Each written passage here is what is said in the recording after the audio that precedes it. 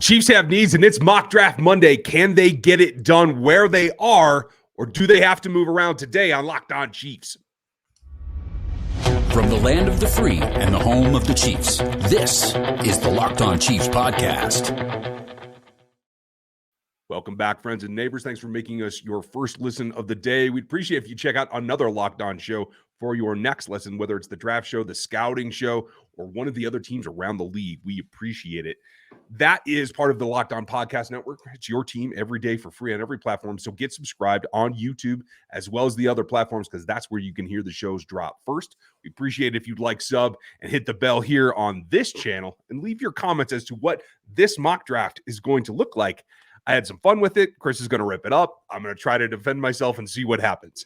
A lot coming here. I'm Ryan Tracy, the founder of Rogue Analytics and Performance Consulting, home of the Athletic Matrix and the 60-ish% complete NFL draft guide. Hoping to have that out this week so you guys can get after it. A lot of information in there, as well as you can find my stuff over at NFL33.com and RGR Football. And I'm Chris Clark. Thank you all for listening. You can find me over at Chiefs Corner. There's a lot to talk about, and this draft is very interesting. I like what you were able to get done, and there's going to be a lot to talk about when we get into it. But please hit the like, subscribe, and notification bell on YouTube, and send us reviews on Apple and Spotify. And we do like comments on YouTube as well. We try to respond as much as we can. So when you did this mock draft, I found it very interesting to sit here and look at it because I see the whole thing. And see that you addressed the needs that I expected you to address, but not exactly how I expected you to address them. Yeah, I mean, this is my stab at yet another scenario. What's another way that it could fall down, right? I tried to trade up. I tried because I feel like that's something in here as we look at the areas of need around the Chiefs roster. Like, I still feel like that probably has to happen, right? I just couldn't get anything done worth a value of anything. So it was costing, multiple ones, or it was costing, one and a couple of twos just to get up above 16. 16 seems to be the sticking point. And that is, if you want one of the elite type tackles, that's about where you need to get. And I think, if I remember correctly, this did prove that out as well, right? Had Skoronski go at 9, had Paris go at 11, and then came back. Where'd Broderick go? 6. Oh, he did go 6. Yeah, well, that's why you see what I'm saying here. Like, very problematic. So I just kind of backed off, and I said, okay, let's see that if Brett Veach is happy, if Andy Reid is happy with Juwan Taylor in particular, with Charles Omenihu in particular, maybe they don't feel the urgency. Maybe in this scenario, they're like, you know what? If I have to go up there and spend that kind of draft capital, I just ain't doing it. So let's see what falls to us, and that's what I did. And then you also look at the scenario, and we'll pull it up here in just a second because we're going to talk about all this. Jackson Smith and Jigba goes 12. Quentin Johnson goes 14. Yep. And Zay Flowers goes 21. Jordan Addison goes 19. So there's 2 positions pretty much picked over at that point. Yeah. And that is what feeds into what I ended up doing. And I feel like it worked out pretty well. We'll see what you think here. So as it fell down, you want me to run it down? Because there's a couple other notes I wanted to make as well. Well, here, I'll just pull it up so we can all see it. There we go. So as this first round goes down, right, as we said, the tackles went super early in this scenario. Broderick, Skoronski, and Paris all off in the top 11.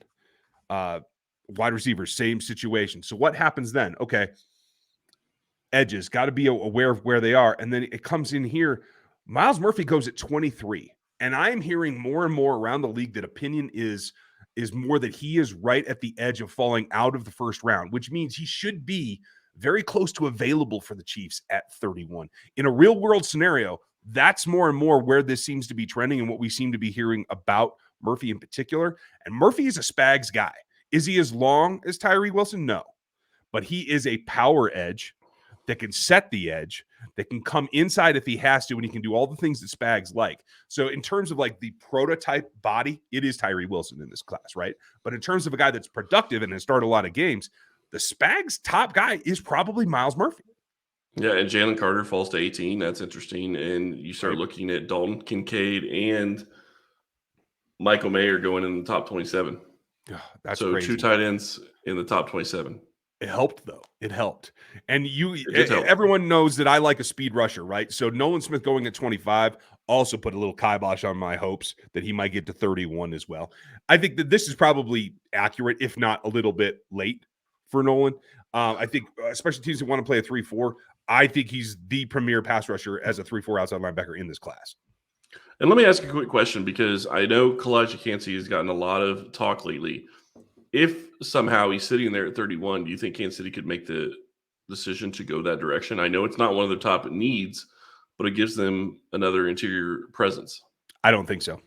From everything that I've put together about Cullen and what we know from Spags is they want more size than they want penetration. And Kancey makes his living penetrating gaps.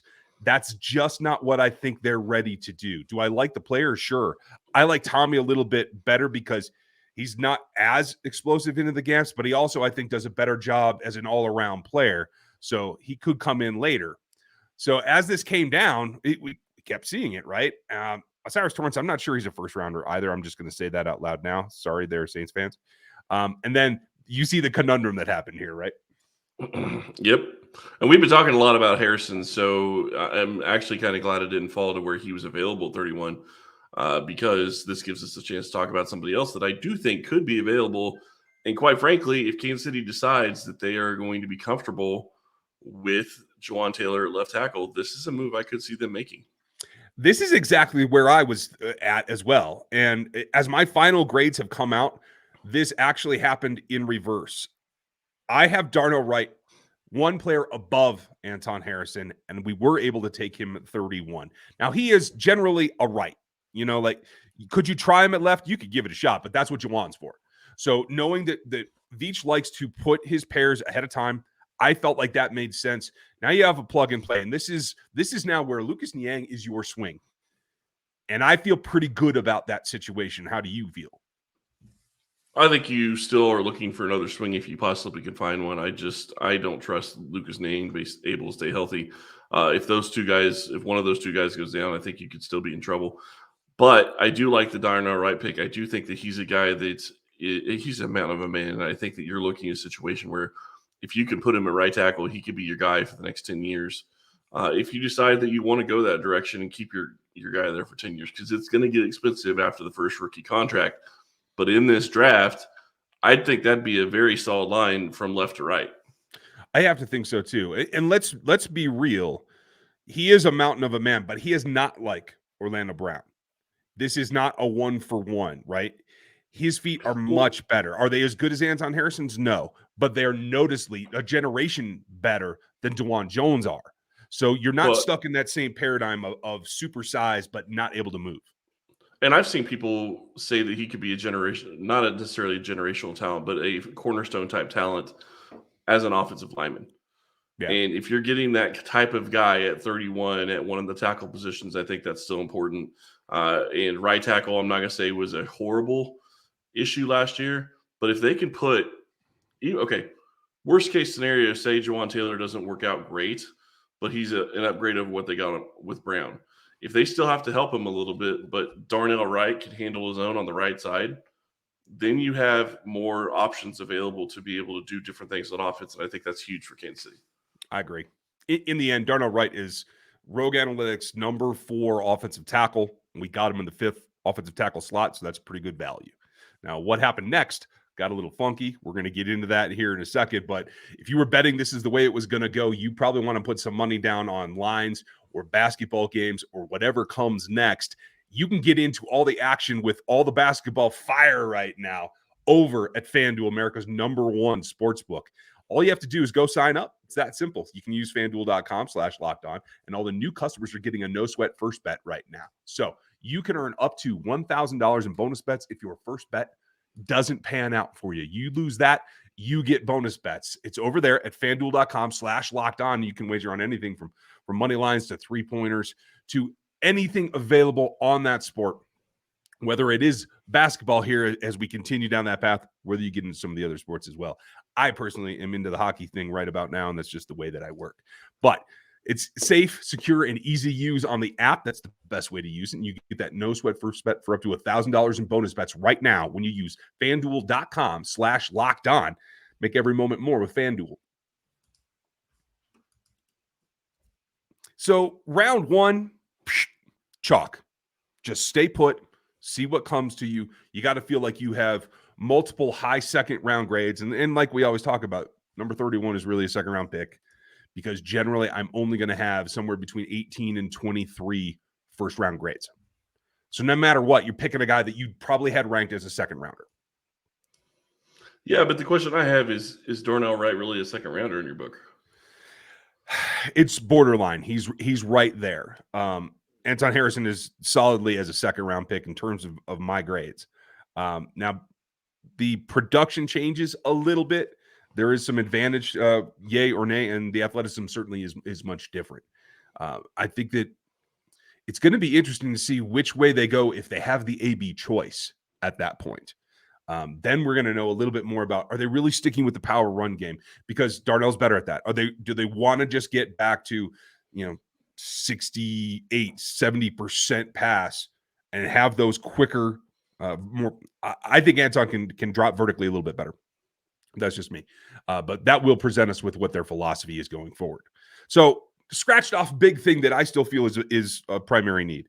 And then we came back and it got a little bit crazy. And why did it get a little bit crazy?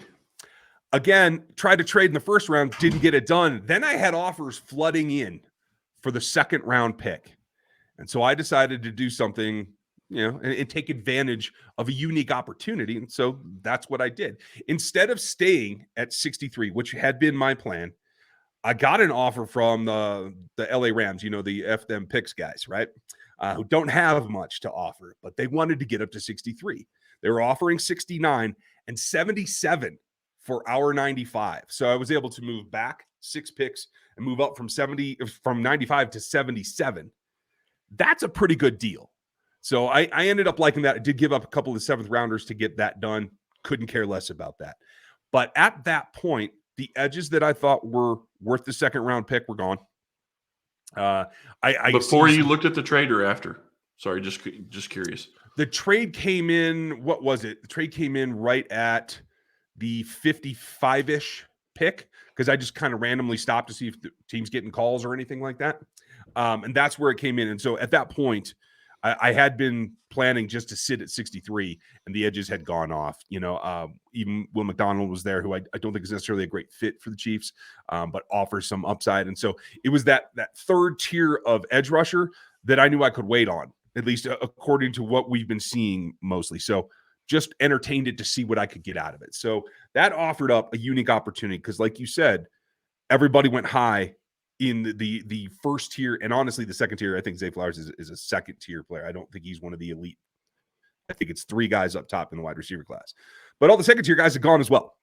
So at that point, moving back 6 picks, I had the opportunity to decide between a guy that I really like in A.T. Perry, that has, flaws. He's more athletic, but he has a couple of drop issues. Cedric Tillman is a guy that I think is more productive, more honed in his route running ability, and he's got injury history. So it's kind of a toss-up. I've been doing A-B on them this whole time. In this situation, I was able to take Cedric to change it up. And lo and behold, as the picks ran down to 77, AT stayed there. So what I was able to do after getting a starting right tackle, I was able to give the Chiefs 2 big bodies, one more explosive, one more contested catch guy, and fill out the wide receiver ranks and get 2 sizable guys that can take up space and make the other team's primary length defender come get them, which opens up Sky and opens up Kadarius. And I think that is a good recipe. And now you have 2 young dudes that you can see eventually playing a lot of snaps for you. Yeah, and here's the results of that trade. Like you said, you traded away 63, 95, 249, 250, which are throwaway picks at this point when you're talking about second round or third round picks. And you got 69 and 77. You moved back 6 spots and moved up, 18? Mm-hmm. That's huge. Yeah, it was enormous. So I think you got a lot of value there, and I really would have probably made the same type of move. I would have said, okay, if you're going to offer me 2 third rounders, which quite frankly, it depends on the board at 63 if you really want to take that pick. But again, if the edges are gone, the wide receivers are gone that you really think are going to be there, why not trade back into the top of the third round, get a guy that's really at his value? Agreed. And I was pretty shocked because by taking Cedric Tillman, I went against my own grain a little bit because I generally am going to give, except for the wide receiver position, I'm going to give athleticism the edge break, the tie breaking ability, right? Perry's the better athlete. Tillman's more productive. Tillman is 6th in the class in overall production by all of my metrics combined. Perry is 7th, but Perry's the 13th athletic matrix score, whereas Tillman's down at 18. So, long story short, it worked out. Yeah, and now if you're sitting here, you have 5 guys. When you start looking at the wide receiver core, you have Sky Moore, you have Kadarius Toney, you have MVS, you have Cedric Tillman, you have A.T. Perry. So you have 5 young guys that they can. Well, MVS isn't really young, but you have 4 young guys that they can build around for years. And MVS is still going to be there. That could be the veteran in the room. You still have another option to bring in another wide receiver. And there's still some young guys that are on the practice squad that I know a lot of people are interested in, or that were on the practice squad that a lot of people are interested in.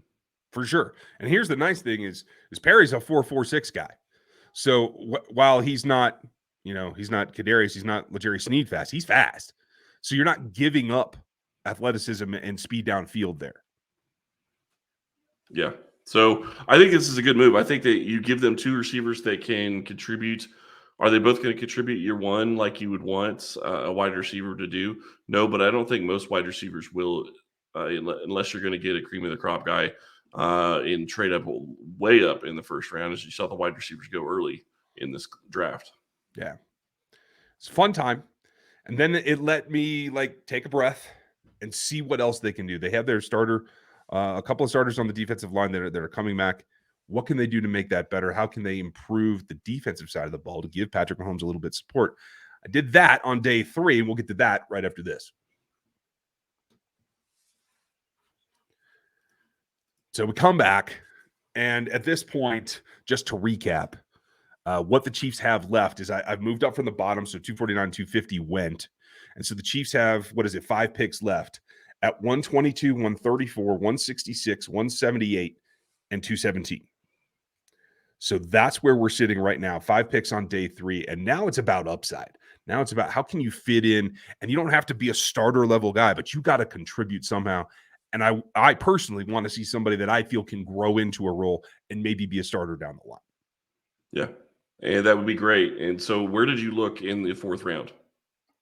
I immediately started looking at edge. And there were some guys there that I like. One guy that I've been picking lately in a lot of mocks is KJ Henry. He went just before we were on the clock. So didn't quite get that one done, but he is a guy that I think has upside left in him. He's played a lot of ball, but I think he needs to get turned loose. I do think there's an option there, but he was gone. So I took a wider path at it here. And how can we support Chris Jones and now Omenihu and vary everything up and give Joe Cullen and Steve Spagnuolo a bunch of weapons that they can throw from any angle that they want. So I came back to a guy that's been more and more popular since I started watching him, and I put a 3rd round grade on him live in October, and it's just gained momentum from there, but he was still here at 122. So Moro Ojomo, everybody's favorite Longhorn, was available. This is a little bit low for his grade. I do have him as a fringe 100 guy right down there at the bottom. And some of the national analysts seem to agree with me. I don't think he made Dane Brugler's top 100, but he has made ESPN's, and I believe he made Miller's top 100 as well. But anyway, he was available there. This is a guy that can play inside and give some pass rush specific work to help Chris Jones. With Derek Nottie and Turk Wharton there, I think he's got more upside. He's farther along right now than Turk Wharton is, and I think he has more upside. So he can be that kind of fill-in, 2nd down, 3rd down player to help Chris Jones and try to crush some team's ability to double-team Jones all day long. Well, and it gives you a value pick. If you think he's a top 100 pick and you get him at 122, that's a value. So I like that move. I think that is a good look. Because right now, if defensive end isn't there, it's not there. And yes, Kansas City needs defensive end, and maybe that's something they're going to have to look at later in the draft, or maybe that's something they're going to have to look at trying to add after the draft. Yeah, and I think that's very, very possible. So where'd you go for the 5th? Came back, and I was trying to look at something that maybe was a little bit outside the box, right? So, again, a lot of power here because it's Spags and Cullen. Like, a lot of power. Just keep coming back to that. And so, can you change it up? One guy that I like that nobody really talks about because, I mean, he ran a 4.47 at what was it, 242 pounds. And this is he's not Nolan Smith, but I think Yasir Abdullah from Louisville has the ability to be a speed rush option after he can make his adjustment to the league. I do think everyone knows that I like Yaya Diaby quite a bit. This is his partner in crime that can fly off the edge a little bit faster. And that, I think, gives the Chiefs a little bit of a change-up speed. And that's what I was looking to do. I was happy that he was here at 134. I thought it was a no-brainer, so I pulled the trigger. Yeah, and that gives you an edge, and that gives you a speed guy that Kansas City currently does not have. And I apologize, I said 5th round. It is a 4th round pick, so that's my apologies on that. All these get mixed up when you're going through this, and you can't see the list right in front of you. So Right. my apologies on that. But Yasir Abdullah, if you can get a speed rusher that could come in and give you situational pass rush at the very least, that's a win for Kansas City, especially in the 4th round. Yeah. And, and at that weight, he's an explosive dude, 36 in the vert and 11 broad, which means he comes off the ball with power. And that's what I'm looking for out of a speed rusher, to be able to convert to that power. So then we had a gap. We had a full round there that we're going to fall down to 166. And then it became about value. Who could actually do something for this team at 166? 5th round's been successful for the Chiefs in the past. So they have a tendency to find talent that can fit a role. It doesn't have to be a starter role. It doesn't have to be like the end all be all. Trey Smith is the exception to the rule in that he was starter level at this area in the draft. But the guy that I got him because of the medicals. So that's also exactly something to point out. Exactly. So I'm looking for a guy that can fill a role or grow into one of the roles that is currently occupied. And I didn't want to make this like, 2 wide receivers and the rest all defense, because that's what my tendency was going to be. So I started to look at who's got some unique abilities that I feel can translate to the Chiefs offense. I looked at Kuntz. He ended up going before this happened, but I was able to find, after not looking at wide receiver, a running back that I liked at round 5. And then this tight end, Davis Allen from Clemson, who runs really, really smooth routes. He's a pass catching tight end. He is very much in the mold of Travis Kelce. Can he do all the things Travis can? No. But I think he has upside to grow into the role a little bit easier than, say, Noah Gray does. So depending on the future with Jody Fortson, I think Davis Allen can be another guy that gets out in routes, can split out, can run out of the big slot, and can help this offense move and take some pressure off of Travis. Well, and the one thing we talk about Fortson, we like Fortson as an option in Kansas City's offense, but be fair about it. He's 27 going on 28. He's got a lot of injuries. Yeah, that's the truth. And he's been a great story to this point. I'm really glad that he's back. But you got to have backups to backups at this point when you're a Super Bowl contender every year. So that's where we went. About 12 picks later, had another selection that we were able to make. And this is where I was looking for true value, just almost not dart level, but like a guy that showed me something that I could hang a hat on to see what the future could be. And right now, like you were talking about Lucas Niang, it's not solid. You don't know injury-wise. Trevor Reed is a really, really athletic tackle that doesn't have a clue what he's doing yet. And that is evident on film, left, right, and sideways. But that athleticism doesn't grow on trees. And so he's a guy that I think between length, I want to check his length here real quick before I shout it out, because that's where it comes down to. It's length and athleticism. When that all comes down, you get a guy that's a little bit undersized at 6'4.25", 311, but he's pushing 34-inch arms. And that's what you're looking for in order to be a guy. The mold of what you want. Yeah, it's what you fit as the mold of a tackle. And if this guy gives you a chance to be a swing tackle, that's a win for Kansas City. Yeah. And that may be the ceiling of his upside. He may be a swing tackle at best, but he's a 6th round investment here. No, 6th round investment here that allows him to grow into that role and keeps the backup level at the offensive line, which we know is costing some money right now. Keeps that cheap for the next 4 years if he can make that And you might end up with Niang and a guy like this as your backup tackles. You do want to keep a couple. Well, and the other thing is we know what he is right now. The question is what can Andy Heck make out of him? Is it possible that he could become something else in the future? We'll see. But a swing tackle is an important position to have. You need to have somebody there to be able to protect Patrick if something happens to the guys that they have. And right now, you've already got your starting offensive line figured out. This gives you, piece number 6 that you would want to talk about. So I think that's a great pick and a lot of value there. Yeah. So we move on, though, to the 7th. Where'd you go in the 7th? This just comes down to who can play teams right now. Who has the upside? This is the Najee Johnson pick in order to who can contribute somehow. And much in the Najee Johnson vein, Carrington Valentine is a guy that's in the top 20 in production and in the matrix. So I know he can get on the field. He can play teams for you. He can try and be scrappy and grow into a role where the corners, yes, there's 4 of them. You need to see the future as well. So I think that's another guy to get in the pit and try to mix it up. I like that too. See if he can develop into a guy that can make this roster for the defensive side, but in the meantime can play team snaps for you. Well, in Kansas City is generally taking 6 corners every year. So wouldn't shock me that they add 1 or 2 more. So definitely like the draft. I think that you're looking at a situation where at corner, if he is somebody that can play teams and step in there and be one of those contributors that can be, a gunner or a core special teams guy on teams and playing all 4 of the teams, I think you're in a great situation there to get him in the 6th round. And the other issue here is that, quite frankly, I think that you're also looking at a possibility of, even if Kansas City picks at 217 in Carrington Valentine, is he really going to make the roster? Is that going to be somebody they're going to have on the roster this year? We've talked about it. They're not going to have that many roster spots for rookies this year. It's possible he can stick around for the practice squad. Maybe he wouldn't. But when you're Kansas City sitting here at this situation, you try to get a guy that you think can, come in and play special teams for you. And if he can't do it and you find somebody better, you're out a 6th round pick. It's the worst possible scenario, but that's not a bad scenario to be in. True.